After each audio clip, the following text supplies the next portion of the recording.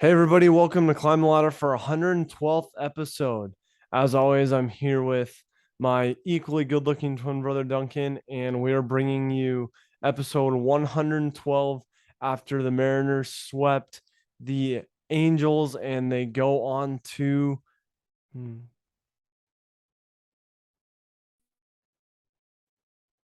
Hey everybody, welcome to Climb the Ladder for our 112th episode. As always, I'm here with my equally good-looking twin brother Duncan, and we are excited to have you guys tuning in again this week. As always, thank you for subscribing. Go ahead and rate and review us on iTunes and now Spotify. Head over to YouTube. You can see both of us just in our natural element. And check us out over there. And as always, this episode is brought to you by Rugged Roots, who brings us the best in beard products. And you can use Ladder20. That's code LADDER20 at ruggedroots.com for 20% off your purchase. As always, let's climb the ladder. Hey, everybody. Welcome to episode 112. Excited to have you here today. We've got some good baseball to talk about. As always, we love bringing you some baseball content each week, but some good baseball is the key there, and that's Mariners baseball. Excited to dive into the wild card standings as those are ramping up with September just 2 weeks away. Mariners pitching staff needs a little bit of mention, and we've got the Dodgers on a roll as well. So lots to dive into, wrapping up with a couple of our favorite segments, fantasy feats and failures, and some beer league softball to get you on your way. Good crack of the can for episode 112.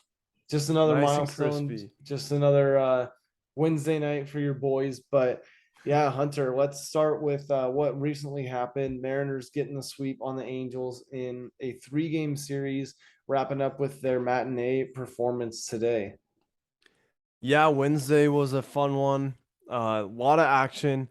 To put up 11 runs on a Wednesday was pretty cool. They beat the Halos 11-7, and just to listen to that one at work, like I mean, now it's kind of routine for at least on my end.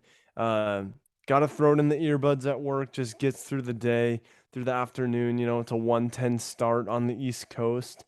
Um, a couple weeks ago, I talked about the treat of the 9 a.m. when they were on the East Coast playing that doubleheader. That was a fun one. Um, but yeah, today just listening and just dinger after dinger. Suarez hit a home run and Raleigh hit a home run, and they went up 4-0 early. I think in the second or third inning, and then from there they never looked back. Um, they had Robbie Ray was throwing today. Looked really good. He was, I mean, just working around the guys. And then notable pitcher Matt Brash has just come in as a clutch reliever for the M's. And one inning I listened, 3 up, 3 down, struck them all out. He went 2 innings for relief, which was cool. Um, and that was to end the game. But yeah, they won 11-7. And notable mention, the catcher of all positions, Cal Raleigh. He hit 2 home runs today, and he has 18 home runs, and that's the most by any catcher in Major League Baseball. Yeah, we were just talking about him actually right before we started recording today, and man, you just don't get that a lot in catchers these days. A lot of time catchers are sent back and forth to AAA, and you use them because they're really good on defense, but their stick is usually, 7, 8, or 9 in the lineup, and they just don't bring a whole lot to the table. So to have somebody young and exciting in Cal Raleigh is really good for us. Yeah, I mean, just a huge bonus towards the bottom of the lineup. We just got to pick apart this team right now because you have Sam Haggerty, who's been electric. Julio has been showing up at the top of the lineup. It's great to have Mitch Haniger back. Like, he is making some noise. And then we have to talk about our pitching. Monday night had a matchup, Otani versus Castillo, which was an awesome matchup. It was pretty quiet for most of the game, just really good pitching duel. Obviously, two of the best in the league. Kind of similar to the one that we talked about last week with Castillo uh, in that Astros series last week, where they had like 15 combined strikeouts. But this one was pretty similar metrics, and they got to the ninth inning, tied game. Not much had happened. Bats were pretty quiet, and all we can say is chaos baseball. I feel like that was this whole series, and really how the Mariners have been recently has just been chaos. Yeah, I mean, anybody who's watched Mariners baseball knows that any game against the Angels, for that matter, really just is crazy. I mean, we could go in, we could sweep them like we just did. We could go in and get swept. It's one of those divisional matchups that, honestly, with a few tweaks, the Angels are probably right about where we are. They obviously fired their manager, and they're definitely looking a lot worse than we are, but we're typically season to season a pretty even matchup. And so you never really know what you're going to get, especially facing someone like Otani, who is just electric. And I'll get into him a little bit more here in a minute. But yeah, exciting. We needed a good division sweep. We got to keep that gap close with the Astros. So yeah, it's important to go out and have the showing like we just did. Yeah, it's huge for sure. And so just a brief recap of just a wild game. Just a game to remember from Monday night. Like I had said, not much action on the bats, and then crazy top of the ninth inning. Julio gets up there, pokes one through, he gets on base. Couple base runners out there, and a little poke to the third baseman. And instead of either tagging the guy or tagging third, Sam Haggerty was the base runner at third. He runs home. They throw it home to the catcher. It looks like Haggerty's going to be caught in a pickle. And then the catcher, nobody comes to back up the catcher, which is wild. Like, the pitcher runs down, first baseman runs down somebody, nobody's back there. So then the catcher throws it to the third baseman. Haggerty takes off towards home, and then they just go little league throwing the thing around, and Haggerty scores the next batter up. They score another one or two. Just a wild ending for the Monday night game. Dang, and I'm bummed that I missed seeing Otani live. I mean, I got to see him at the plate on Saturday, but anytime Yeah. that you can match up against Otani, I mean, you really never know what you're going to get, because our team is good this year and we've got some good bats and some good confidence, but Otani can go in there and just shake things up. Yeah. So speaking of Otani, what'd you see? Yeah, gotta fill the people in. Obviously my heart still belongs to the Mariners, but I would be remiss if I didn't talk about an electric game at Angel Stadium. They played the Twins on Saturday night, and it was okay. The beginning of the game, very quiet, not much happening. But it was close to a sold out crowd. It looked like Angel Stadium was full, place was buzzing. I mean, it was Otani hat night, and I was bummed that I got in there a little too late to get a hat, because people were rocking him. But Otani's got a huge following. Like, you look around in every hat, well, especially that night, but every jersey too. Otani, people, I mean, the place goes nuts when he walks up to bat. He was batting number 2 that night, which is just crazy as a pitcher. Um, and he was the DH, so that's why he was pitching Monday. But yeah, pretty quiet game. The Twins got an early lead. They were up 3-0 going into the eighth, and the Angels held them in the top of the eighth, got to the bottom, and we are like, all right, something's got to happen here, because if not, like, people are going to start leaving. Otani gets up there, lead off, dinger, just gets in there, top or bottom of the eighth, closes the gap 1-3. I was like, okay, 2 runs with a couple more outs and a whole inning left is fairly doable.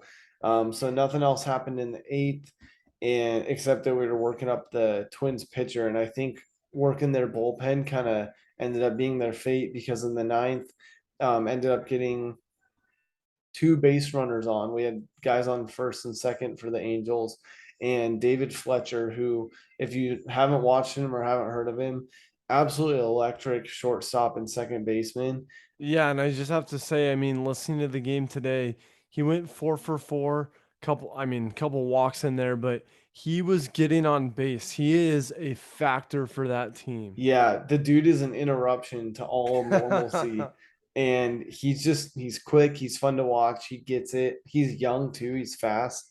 But Fletcher gets up there, and I think it was Fletcher knocks in both runs, but in the process of doing so, he dropped this ball down the third base line and it went past the left fielder and rolled to the wall. So he was actually wound in by the third base coach going for a walk-off in the park home run, 3-run home run. So the 2 runs had already cleared and there's 2 outs. And so he went for the dive, and I mean, if the throw was even 6 inches off, he would have been safe and it would have been a walk off inside the park 3-run homer. But it was a money throw straight from left field, got him out at the plate, and that equaled extra innings. So quiet in the 10th, and then in the 11th, the Twins couldn't get anything done. We had really spent their pitchers, and the Angels got up there, and a guy, oh, I'm trying to remember his name, but I think it was their third baseman, gets up and just drives one to right center field, walked off, place went nuts. It was fireworks night, so the crowd was buzzing. And I mean, they're not totally out of it, but their chances are slim. But just fun to see some live baseball on that scale. Yeah, that's awesome. And I mean, such a cool setting. You've been to that park a couple times, but it's cool to see other parks like that. But especially when you travel to get to a game like that, and then you see free baseball, extra innings. Like, there is nothing better than that. Like, arguably in the game of baseball, getting a couple extra innings right there. That's it. Yeah, doesn't get better than free baseball. The only other thing I got to add, because if anybody's been to any games this season and you've played against the Twins, the Boo Birds have probably come out for Correa. Correa was on the cheating Astros team for the World Series, and I looked it up because I didn't know why they were booing, and then I realized, oh yeah, he hasn't been on the Twins for that long. They just came from a series against the Dodgers, and so just down the freeway a little bit. Looks like the Dodgers booed them for 3 straight games, and then every at bat, the dude was just, I mean, the stadium was loud and people were pissed. So that's not Wow. going away anytime soon. Well, especially against a division rival like that. I mean, the Angels were good a couple years ago, when the Astros had that whole thing in, 2018, 19, and then asterisk 20, or asterisk 19, I guess. But yeah, especially being a division opponent, not just an American League rival, like that hits even closer to home when you have a good team like that kind of going neck and neck. And just looking back on some of those losses for teams when they played against the Astros in that setting, um, it sucks. Like, it just sucks for the game. But dude, speaking of Otani at the end of games, today he gets up, the Angels are down. I think it was 7-1, and Otani gets up in the eighth inning, maybe the ninth, like end of the game. Oh, yeah, it was in the ninth inning, and um they had gotten back up. So the Mariners were up 7-4, which was the final. Or no, I thought it was going to be the final. Otani gets up in the ninth inning. It's 7-4, and Rick Riz is the radio broadcaster for the Mariners on 710 ESPN Seattle, and he goes, "Well, I know one thing for certain. Otani can't hit a 7-run home run right here to win the game." But then, and that was before the at bat, he goes up and hits a 3-run shot. Jeez, And dude, that's what made the final 11-7. I'm telling you, you have to see Otani alive. I mean, the energy, the atmosphere, he gets, I mean, a half standing O every time he walks up to the plate. It's just, you haven't seen someone like that, and the confidence that he brings to that team and the fans. I mean, it's just crazy. Like, especially Trout's hurt, his back's hurt, he's out, he's not healthy again, always happens. But man, Otani is just like their saving grace. Yeah, no doubt. And I mean, you think of like crowd noise, and everybody always thinks of football, like NFL and college. You have 70 to 110,000 people, which is electric, and you can't argue that. But football, other than like third downs or field goals or like a touchdown celebration, like those are when it's the loudest in a football stadium. But otherwise, it's a constant buzz. Like they say that like the crowd noise is like equal to a small coffee shop that's crowded with people because it spreads out so much over the outdoor atmosphere, and then you get the peak moments of sound. But I mean, like you just said, I want to experience that in person, because when you have 40,000, 45,000 electric baseball fans just standing out, just excited. Like at the end of the month for the Mariners, it's each Hall of Fame weekend. That whole weekend's just going to be packed and so excited. So much fan noise, crowd noise. Like, I think the end of a baseball game, or in a situation like where Otani, a one of a kind in a million players up to bat, that's got to be next to none. Yeah, definitely. Well, one of the factors for the Mariners that we wanted to talk about today, Julio Rodriguez, 21 years old, the face of the franchise, some might talk about, and he's as exciting as ever. He's just been rocking it. Yeah, what kind of updates do we got on Julio?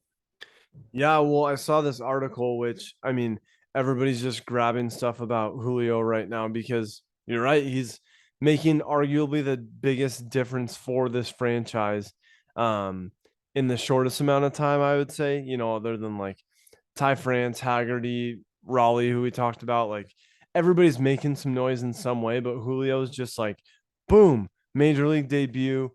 I actually heard a stat today.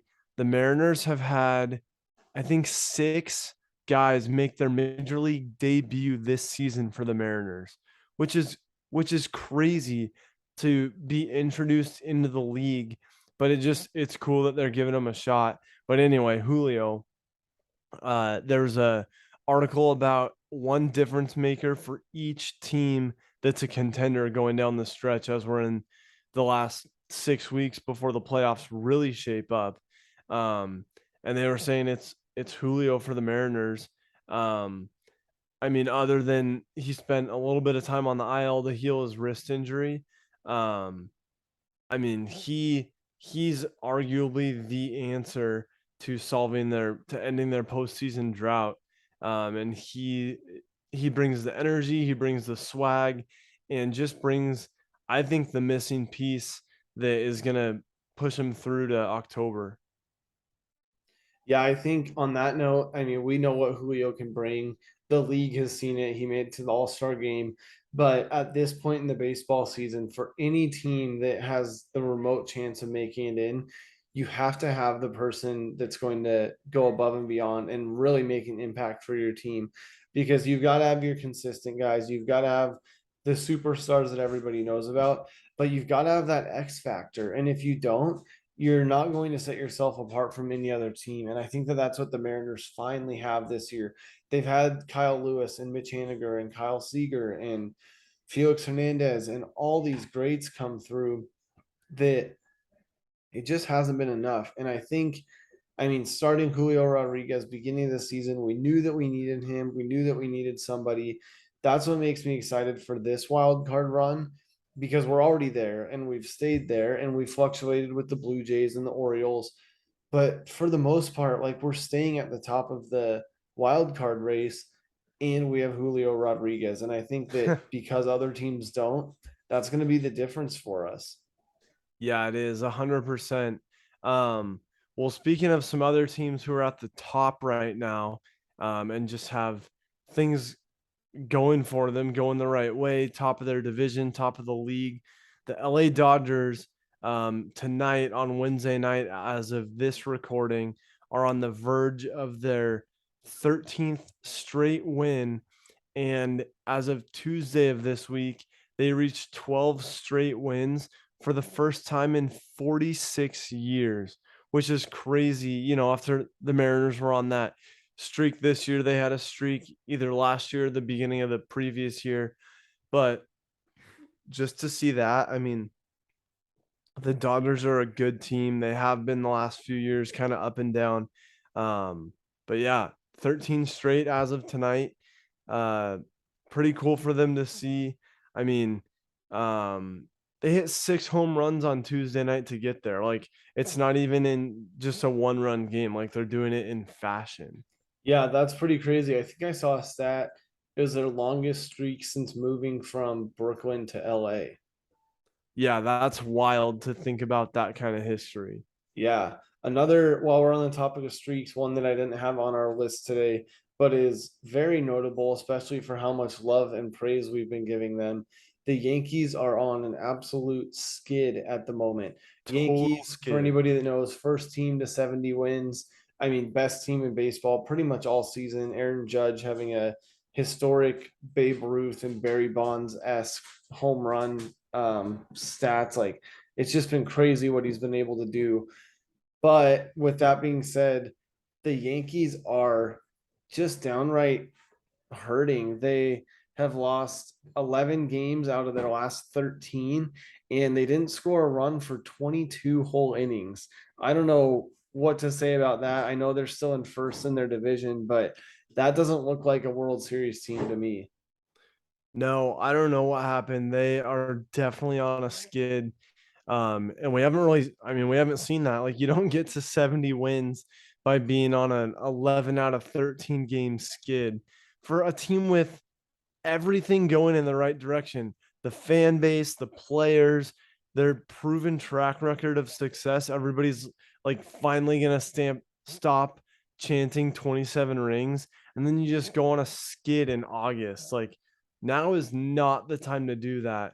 But while we are talking about New York, somebody who's back, but not for the Yankees, for the Mets actually, is Jacob DeGrom. And I just have a few things to say about him, but you Yeah, can't he's argue a you're his performance. fantasy manager this year, so you're probably the happiest out of anyone. Oh yeah, and I'll get to that. But what really made me happy was on Sunday, he tossed 6 innings and he threw 10 strikeouts, which I mean is just a stellar performance. Like, I remember Felix Hernandez peak performance, like he would get to 10, 11, 12. But this is DeGrom's, I think, third game back. So to see that is just awesome. Yeah, I mean, you can't argue with statistics, and for him to just throw double digit strikeouts, and I know they're even still limiting him a little bit. I mean, we've been talking about the two teams from New York, but if the Yankees are going to keep skidding like this, put the Mets into the World Series. I don't care. I mean, they've Yeah. earned it. They've been building. They've transferred ownership. They've definitely done the thing to make it so that they can get where they want to be. Yeah, no doubt. And like you said, I am his fantasy manager in our league this season, and he's been on the IR or IL since the beginning of the season, since before the season started. So I didn't get him until just 3 games ago. So I had to wait until August to be able to put him in my starting lineup. I thought about dropping him. I was like, no, it's going to be worth it. It's going to be worth it. Well, on Sunday, going into the last day of the fantasy matchup for the week, I was I was ahead, but it was closer than it should have been to the last place team because I didn't check my team on Monday and Tuesday. And so I was coming from behind a little bit. And DeGrom got me 31 points in fantasy and I won by 27. So, I mean, right there, like that's all worth it. He's throwing again. Uh, I think on Thursday, and just love to have him going into my playoff push. We have a competitive league, but I'm still making a run, trying to squeak in as a wild card. Yeah, well, We'll jump into fantasy feats and failures here in just a minute. But speaking of wild card, let's give the people what they came here for: some standing, some wild card updates, and let's see where your favorite team is at in the race for the postseason. Yeah, Dunk, start us off. All right. Looks like we've got, I know that the Yankees are on a skid. They're still leading their division, but while they load, Hunter, what's your prediction for the Mariners, either in the first, second, or third wild card spot? Yeah, I mean, I'm going with the Mariners have I think they have the number one wild card spot locked in. The way that they're playing, a couple ups and downs. We saw them just drop the series. They lost 2 out of 3 to the Rangers, the bottom feeder Rangers. Can't afford another one of those. But I mean, they got right back on track without skipping a beat and swept the Angels. Swept the Angels for the first time since 2016, which says a lot for a ball club that's been building back up since about that time. And now they're just headed up the coast to Oakland. And so I think they just have to keep those division matchups rolling. I mean, you had the Rangers, the Angels, you have the A's going to go back home, play the Angels again, one more series with them, going to play the Astros again, which I don't think we'll catch them for the division. We're 10 games back from the Astros right now. But one note that doesn't really matter, but it's kind of cool to see if we were in the AL Central, we would be in first place.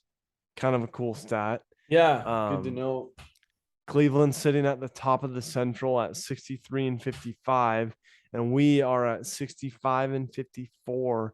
So kind of cool, but it just shows that we are in a competitive division with a top dog like the Astros. But my prediction for the Mariners, like you asked, is they lock up the number one wild card spot. Yeah, I would also hope so. I mean, they're in it right now. I know from day to day or week to week, it varies with Tampa Bay, Toronto, Minnesota, and Baltimore all right in there in the mix. I mean, you also add in the White Sox, it looks like, and all of those are within one game of each other. So really, it's anybody's. It's good to see that we're up 1.5 games because we were down from Toronto over the weekend by half a game. So honestly, every win does matter. It seems silly because there's still so many games left, but we're 7-3 in the last 10 games, and Toronto's 3-7, and they're dropping right on the edge of not even being in. You have the White Sox who are on a 5 game win streak, so keep an eye out for them. And even the Red Sox are still in at 59-59 at 500. So really, we're only 7 games back from the Yankees, which is crazy to talk about. Astros are the best team in the AL right now, which is crazy to think about. And only the Mets and the Dodgers have a better record than them in all of baseball. So really, we're chasing some good opponents, and I would really hope that we can keep that wild card spot. Again, right now we're hanging in there with the Blue Jays and the Rays. But honestly, it's anybody's game. There's a lot of baseball left. I'm surprised to see Texas up there too. They've still got a long ways to go. They're 10 games back. But I mean, hey, if the Yankees keep skidding and somebody can find some lightning in a bottle and really hit it for, 7 out of 10 games here and there, there's teams like the Rangers or the Angels who could sneak their way in. Yeah, no doubt. And one thing that I might be speaking into existence in the same way that I just talked about the M's and the Astros, it would be awesome to see the Rays top the Yankees in what would be just an electric turnaround for the season. But the Rays are a good ball club that I wouldn't want to have to face too much more, and especially in the postseason. Yeah, I think that it's awesome that, I mean, the Mariners are in contention. They are one of the best teams in the AL right now. And my biggest fear as a Mariners fan, probably just from the PTSD that we have, is that they somehow hit a skid in soil. I am praying that doesn't happen because this team is different than anything I've seen. But we're going to keep revisiting this every week because it changes every week and it's staying close. And there are a lot of teams, like Duncan just said, 1 or 2 games apart from each other on the outside looking in. And that is going to change every week going forward. Like the Blue Jays just got swept. Like at a time that you don't want to when you're trying to hang on to that third wild card spot, then you go and get swept.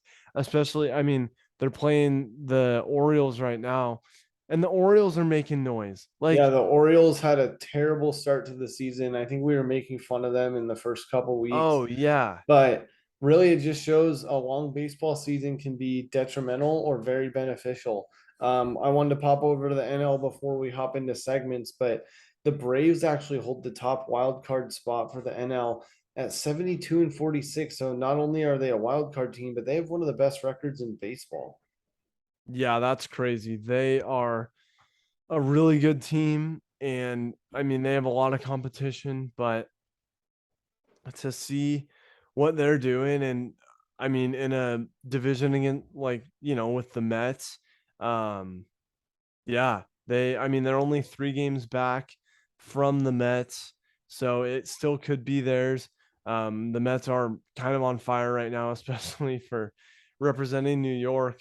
But yeah, those other teams, I mean, it's a little more, it's a little more separated than the AL races. Um, you have the Braves with 72 wins, followed by the Phillies at 65 and the Padres at 66. The Padres won't catch the Dodgers at this point. They're at 80 wins, top of the league right now. I mean, we talked about a couple weeks ago, way too early World Series predictions. I think the Dodgers have it for the NL, unless I could see the Cardinals maybe making some noise as the postseason comes. But that is a good Dodgers team. And otherwise, yeah, I mean, teams on the outside looking in. You have the Giants who they're trying to compete for the same spot as the Dodgers and the Padres are. The Giants are a good team, but I don't think they're that good. Um, and Milwaukee is 4 games back from their closest chance of being in the wild card. So other than that, it drops way off. And so NL is definitely going to be locked up sooner than the AL will. Yeah, the NL race definitely not as tight, but if I was a fan in the National League right now, I would probably want to be a fan of the repeat Braves because they're 7 games up on a wild card spot, so they even have room to slide. I'm pulling up to see how close they are from actually leading their division. Looks like they're just competing with the Mets 3.5 games back. So I am guessing we'll see the Mets or the Braves taking that top wild card spot for the NL. But good company to be in because we've got a competitive postseason upon us. Yeah, no doubt. But like Duncan said, we're going to be bringing you the updates every week. And I mean, this is the most exciting time to be a baseball fan, no For doubt. sure. Well, Hunter, what do you say? Let's jump into some segments. Segments always brought to you by the Great PNW. It's the Great Pacific Northwest apparel line. Head over to thegreatpnw.com. Man, they have the coolest hats, shirts. I almost hopped on there. They actually have a t-shirt like National Park theme. It said Smokey Bear, and I was like, I got to get one of those for the pup. But yeah, they've got the coolest stuff: tumblers, water bottles, stickers, t-shirts, hats, socks, whatever you want, they've got it with the great PNW flair. So head over there, enter code climb for 20% off your purchase and make sure that you give them some love. Hunter, what do you say? Let's jump in and let's do a little bit of fantasy feats and failures to start off our segments today. Yeah, I kind of highlighted part of mine. I will say I got the win last week. It was kind of ugly, but I got it. Like I just said, DeGrom helped me get there. Um, but my feat for the week not only is the win, but it is putting me within 1 game of sitting at 500, which I'm in the most competitive division. If that gives me any consolation in our fantasy league. Um, Me and you might be in the same one. I don't remember. Um, or I know I'm with Clayton, and I might be with Clayton and Andrew, which makes it even more difficult. But You are with Clayton, but I'm with the other Clayton and Andrew. So Andrew gotcha. surprisingly is 14-1. Which is just crazy. I'm sitting at an even 8-8. just a game up on you. But um, yeah, it's crazy. I feel like our league's kind of all over the place. A lot of us are just fairly mediocre fantasy managers. I had a close loss to Clayton by 6 points last week. Down right now, but hoping that I can keep it going until the playoffs start. Yeah, so my feat is that one game I should be 500 next week when we talk. And that would be good. That would be long overdue and my first time I think this season, and just keep going up from there. I have my guys together. We're staying healthy for the most part. I need to get Bryce Harper back. Um, my failure would have been if I lost to the last place team in the league who half his roster is out, because that would just be a heartbreak. But excited to get into some fantasy feats and failures for football here soon. I'm starting up a work league this year, and I'm hoping to also take Duncan's because I'm the guy on the outside looking in, but I made some noise in Duncan's work league. For most of the guys don't know me, which was kind of fun. Duncan would receive all the smack talk because I was beating all of his coworkers last year. But yeah, getting excited for football season, no doubt. Yeah, I've got some fantasy drafts scheduled here in 2 or 3 weeks. Preseason football underway. We've had a lot of exciting baseball to talk about, so we're gonna wait until football just bubbles right up to the top and then give it all the love that it deserves. Obviously, we'll keep tuning in on the Mariners once we turn our attention to football, especially with the dismal outlook on the Seahawks this year. But hey, we're staying optimistic as much as we can. But yeah, fantasy baseball and football will be happening at the same time, and we're excited for that. Yeah, no doubt. I have to plug just a real time update in baseball right now on my journey to 500. I am up 236 to 42 right now. I'd say that's a pretty strong lead halfway through the week. Yeah, Dunk, what do you got? Well, I'm sitting at 500. I had that close loss last week, and just trying to keep up and make sure that I can get myself into a decent seed for the playoffs. Yeah, it's exciting. It looks like you're currently out of the playoffs if you look at the projected. So 3 more weeks to rectify the ship. Yeah, I'm working on it. It looks like if I can just keep this trajectory going, I'll be in good shape. I think I'm fighting for Colton's spot, maybe Kyle's spot because he's in my division. But if I can get 2 games over 500, I think I'll be looking good. Yeah, that would be awesome. Well, Hunter, let's hop into beer league softball. You started your work softball league this year. You just started it this week, so I'll let you take the lead, playing a double header format, which is interesting. But tell us how you started off and what's the outlook, Coach? I do have to say just one last note on fantasy feats and failures. My failure might come in if Duncan and I end up with the same record and it goes to a points for battle because Duncan has 1,000 more points for than I do. Yeah, I definitely have scored a lot of points, but I've had a lot of points scored against me too. Yeah. Well, Dunk, you're right. I have a interesting league set up for this fall league that I am managing um for our men's softball team this season. Unfortunately, the rec league was full, so we got forced into the E League, which is not at the very bottom, so it definitely tests our level of competition. The good news coming out of our first game and games rather this past Monday, we scored 9 and 8 runs respectively, and I think it took us half the season to score our first 5 run game in the spring. So we're looking in the right direction. We got a couple new guys. We had a couple guys out on injury to start the season. So next week we should be back in full force. Hopefully get one of two. And the reason that we do have the double header format is because they have one field under construction getting turf, and they only have 2 fields to schedule the whole league on. So we're doing a 5-week double header season instead of a 10-week single game season. Dang. Yeah, that's quite the condensed schedule. That's pretty sweaty too, if you ask me, doing back-to-back games every week. But hey, also you can course correct and try to make some in-game adjustments. Yeah, the in-game adjustments, that's a very strong point. And it is nice to get more reps, like not having time to practice. It is nice to get the reps just repeatedly. You can go up, you can brush off a mistake, you can step up to the plate again a lot sooner and not have to forget the course correction from one week to another. Yeah, that does help. I feel like sometimes, especially if it's like you play on a Monday one week and then a Thursday the next, it's 10 days between games or something.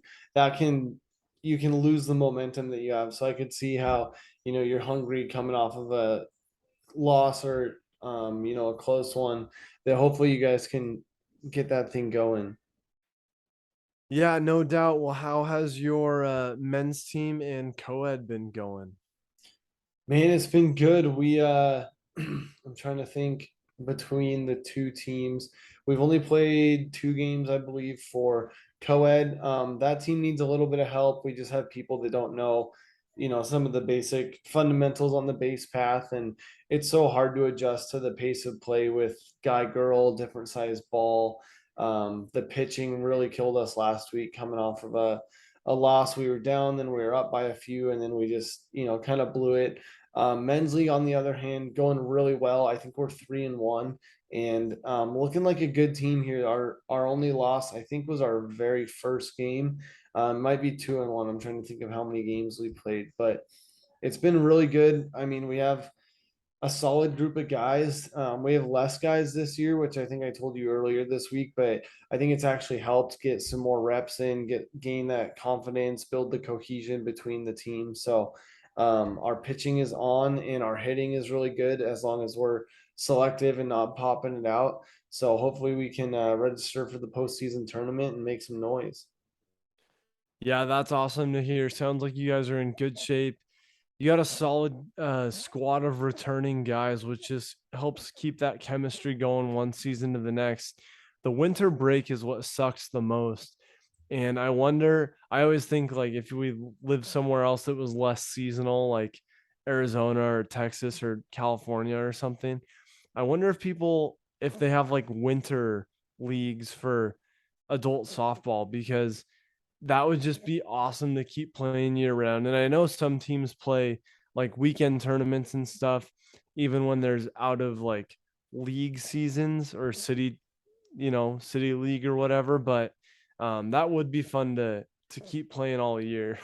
Yeah, it'd be pretty sweet. Even do like a condensed short season 4-week league or something, and just kind of treat it like a summer single A team or something, getting ready. Yeah. Because it is hard. I mean, March, April comes around and you're just rusty, you haven't swung, you haven't hit.